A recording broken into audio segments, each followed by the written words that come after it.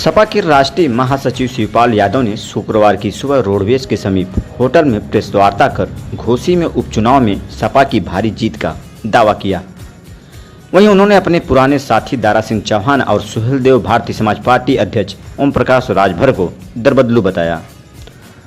ओम प्रकाश राजभर को कहा कि वह कभी भी कहीं भी किसी को कुछ बोल सकते हैं।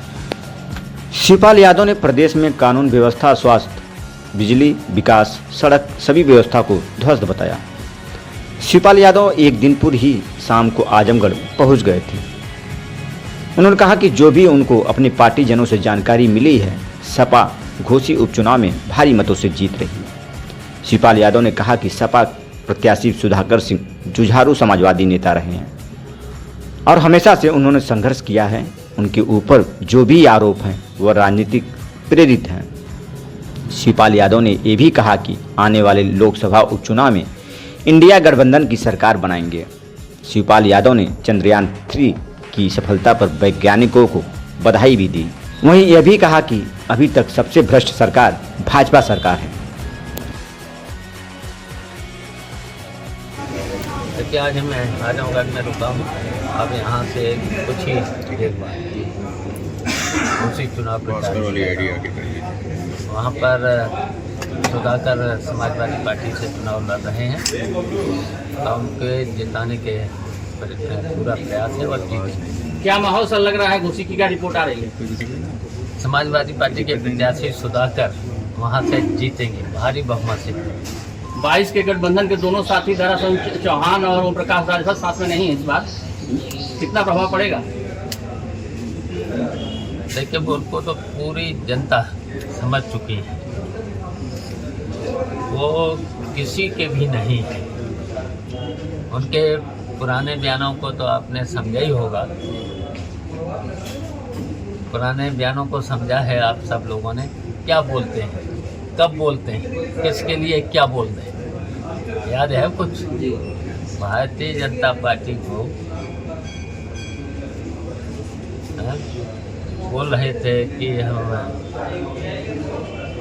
जमीन में दफना दें, बोल रहे थे, याद होगा, जमीन में दफना दें। और इस तरीके से वो हमेशा बयान देते रहते हैं और यही और भी हैं, उनकी बहुत सी बातें हैं। देखिए, वो तो वैज्ञानिकों को बहुत बहुत बधाई। आप जानते हैं, जो विज्ञान ने जो काम करके दिखाया है तो फिर इंडिया ग्रेट है जी। जो आगामी आपका इंडिया बना है उसके लेके आप क्या, उसके भविष्य को लेके? देखिए, इंडिया जो गठबंधन बना है वो मजबूती के साथ चुनाव 2024 के अंदर करके लड़ेगा और भारतीय जनता पार्टी को हटाएगा। चुनाव लड़ने की बातें आ रही हैं तो आपकी भी दावेदारी आजमगढ़ से रही है, राष्ट्रीय अध्यक्ष जी की भी रही है, बेटे की भी रही है। क्या है क्लियर? अब ये पार्टी के ऊपर नहीं, आप भी तो वरिष्ठ हैं, आप इसको स्पष्ट बता सकते हैं। देखिए, पार्टी तो फैसला लेगी, नहीं ये वो तो स्वीकार है, ये सही है। और आपने अपनी क्या राय? फैसला ले लेगी, उसकी मजबूती के साथ हम लोग सब लोग जुटेंगे और यहाँ से चुनाव भी जीतेंगे। उपचुनाव जो घोसी में है उसको लेके जिस तरीके से आप लोग कमर कसे हैं, उसको लेके आप आने वाले 24 के चुनाव में किस तरीके की बातें रहेंगी? अगर ये भी चुनाव हो रहा है, सुधाकर हमारे प्रत्याशी लड़ रहे हैं, ये भी जीतेंगे और फिर इसी तर्ज पर 2024 का चुनाव भारी बहुमत से ये हमारा जो इंडिया गठबंधन है वो जीतेगा। सर, लेकिन जितने भी अभी सर्वे आ रहे हैं सभी में अभी एनडीए की ही जीत बताई जा रही है। जितने भी सर्वे अभी 1 महीने के अंदर हुए हैं इंडिया गठबंधन बनने के बाद। तो देखिए, अभी तो शुरुआत हुई नहीं है चुनाव की और सर्वे तो बस समझ ही रहे हो। सर्वे तो इस समय मीडिया तो और ये सभी सर्वे पूंजीपतियों के हाथ में है और ये सरकार पूंजीपतियों को लेकर के ही चल रही है। तो उसी तरीके से ये सर्वे। क्या कहेंगे कि भाजपा की अगली रणनीति संविधान बदलने की है क्या? देखिए, ये संविधान विरोधी है, लोकतंत्र विरोधी है। और देखिए, ये केवल झूठे वादे करते हैं। और कहीं पर भी न तो विकास, और इन्होंने केवल ये झूठे बोल बोल करके, और कहीं पर भी चाहे संविधान विरोधी तो हैं ही ये लोग, और लोकतंत्र विरोधी हैं ही, जान ही रहे हो। झूठी रिपोर्टें लिख करके जेल भेजने का काम, कितने लोगों को इन्होंने झूठी रिपोर्ट लिखा करके जेल भेजने का काम। अच्छा, कानून को ये नहीं मानते, जिस तरह से अदालत को ये नहीं मानते कि स्वास्थ्य व्यवस्थाएं पूरी तरह से ठप हैं। इधर बिजली का देख लिया, इतनी महंगी बिजली, और वादा करते हैं 22 घंटे 24 घंटे, और 8 घंटे 10 घंटे से ज़्यादा बिजली कहीं आ रही। इधर देखिए छापे पर पड़ रहे हैं, FIR भी हो रही हैं और बिजली देते नहीं, और इतने छापे और ये करने के बाद भी रेवेन्यू इनका बढ़ता नहीं। तो देखिए ये भारतीय जनता पार्टी से ज़्यादा भ्रष्टाचार अभी तक कोई भी सरकार नहीं थी। सबसे भ्रष्ट अभी तक की सरकारों में सबसे भ्रष्ट सरकार भारतीय जनता पार्टी। देखिए ये भारतीय जनता पार्टी षड्यंत्रकारी पार्टी है, विभाजनकारी नीति है। तो ये हमेशा विभाजन करने की कोशिश करते रहते हैं। तो वो तो आपको अपना साथी बता दो, फूट डालो, परिवार में फूट डालो, आपस में फूट डालो, ये इनकी नीति है।